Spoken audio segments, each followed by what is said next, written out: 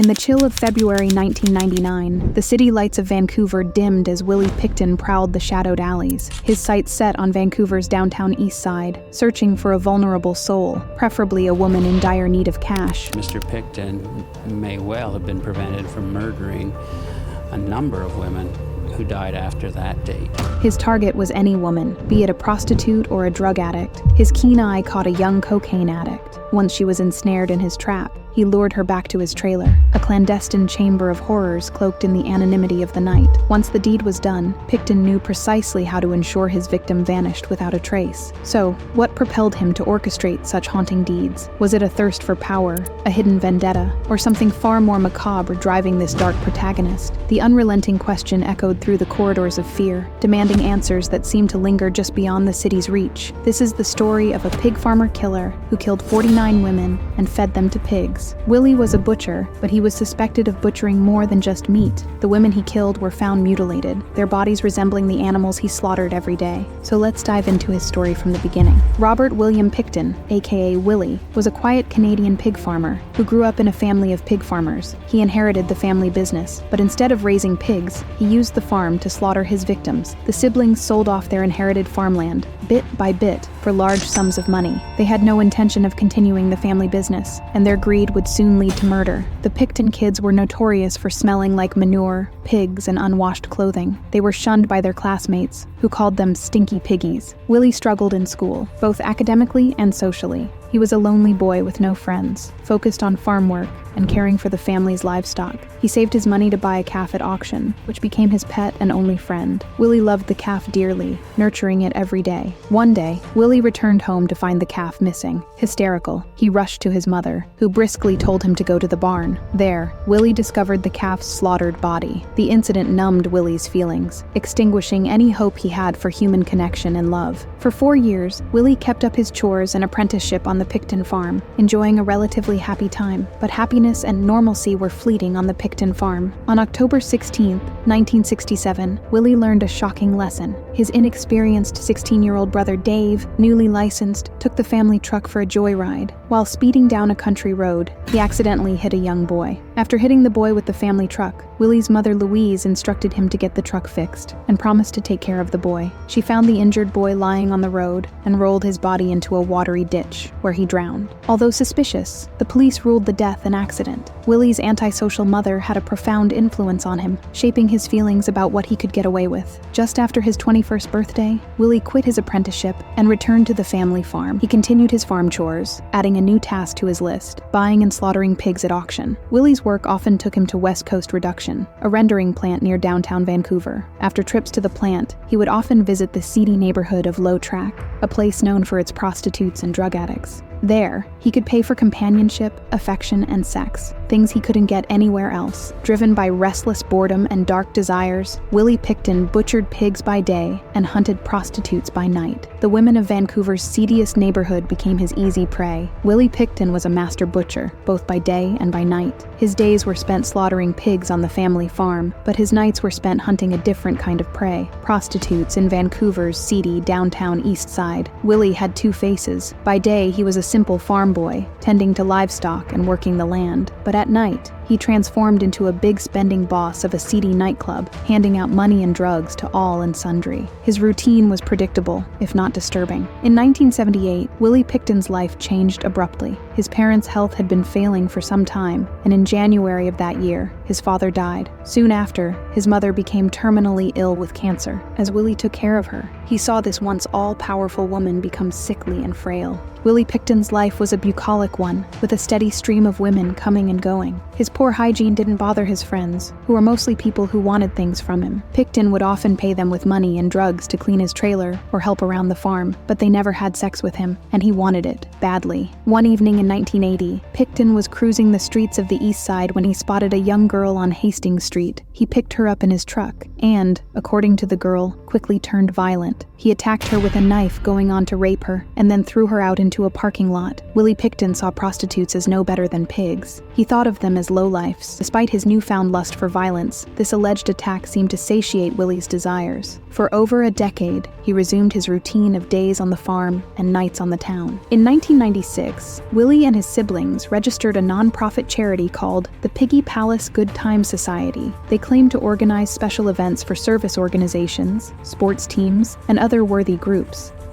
But what these non-profit events really were a series of rave parties where people came to abuse drugs and have sex with sex workers. The events were huge and attracted as many as 2,000 people. Willie often took prostitutes from Low Track to Palace parties. Afterwards, they'd go to his trailer. They engaged in kinky sex involving bondage. For the first time in his life, Willie was in control. His recent wealth gave him power over people, especially the wretched souls of Vancouver's Low Track. He exploited the vulnerable drug-addicted prostitutes in order to satisfy his disturbing sexual fantasies. He was a pig farmer who obviously had a kind of taste for activities that most of us would consider not pleasant, and when he didn't get what he wanted, he could turn violent quickly. Wendy Eistetter was just another victim of Willie's twisted desires. He lured her to his farm, hoping to satisfy his sick fantasies, but Wendy was no ordinary woman. She fought back with all her might, leaving Willie with scars that would never heal. The police charged him with assault, but Wendy was too terrified to testify. Willie walked free, back to his farm, back to his pigs, and back to his butcher knives. But Willie's thirst for blood was far from quenched. He returned to the streets, looking for his next victim. Marnie Frey was a heroin addict, desperate for a fix. Willie offered her drugs in exchange for sex, but he had other plans. He took her back to his trailer, where he unleashed his darkest desires. Marnie was never seen again. Willie's killing spree had begun. He preyed on the helpless and addicted, taking pleasure in their pain. He loved every bit of it, from the pickup to the courtship, from the killing to the dismembering. He was a monster, a sadist, a pig farmer with a taste for murder, and he was just getting started. 21 women vanished between 1995 and 1997, but the police didn't investigate. They dismissed the disappearances as runaways, ignoring the pleas of family members and friends. But Willie wasn't done yet. In 1998, 9 more women vanished, and still, the police did nothing. Willie was a serial killer, and he was getting bolder. He needed a bigger thrill, a greater rush, and he found it in the helpless women of Vancouver's East Side. I don't think it's surprising that a serial killer has another life. It's not a simple direction that every woman that they encounter they must kill. It's more complicated than that. One of Willie's friends was a crack addict called Lynn Ellingson. For several months in 1999, she lived on his farm. After getting high in Willie's trailer one night, Lynn fell asleep. Something had awakened her that night, and she looked out and saw light coming from the slaughterhouse. Curious, she went outside to take a peek and see what was going on. Dangling in front of her were a woman's purple-painted toenails. It was Georgina Pappins, Pickton's latest victim. Terrified, Lynn fled the farm. Willie did not go after her. Well, Willie was a bit of a conundrum. Perhaps he didn't kill Lynn Ellingson because she was a friend. He'd gotten to know her. Ellingson never went to the police, and Willie continued to butcher. The pig farmer millionaire was on his way to becoming Canada's most prolific serial killer. By February 1999, pig farmer Robert Willie Pickton had murdered at least 2 women, but more than 30 women were missing from the streets of Vancouver. He typically bound his victims or handcuffed them and then strangled some victims, either with wire or with a belt. As Willie later claimed, he carried his victims' lifeless bodies to the slaughterhouse. With the precision of an experienced butcher, he cut them up. He just did what he knew, and that was butcher and dispose off things. He probably never gave it any thought. For most of his victims, Pickton would load their remains into barrels and dump them at West Coast Reduction. By January 2001, 62 women had gone missing in Vancouver. The authorities could no longer ignore the problem. The police formed a task force and launched a public appeal for information. Over 12,000 tips came in, but none of them led to a breakthrough. The police didn't investigate Pickton further. They didn't have the manpower or the expertise. The families of the missing women were desperate for answers. They knew that the police weren't doing enough.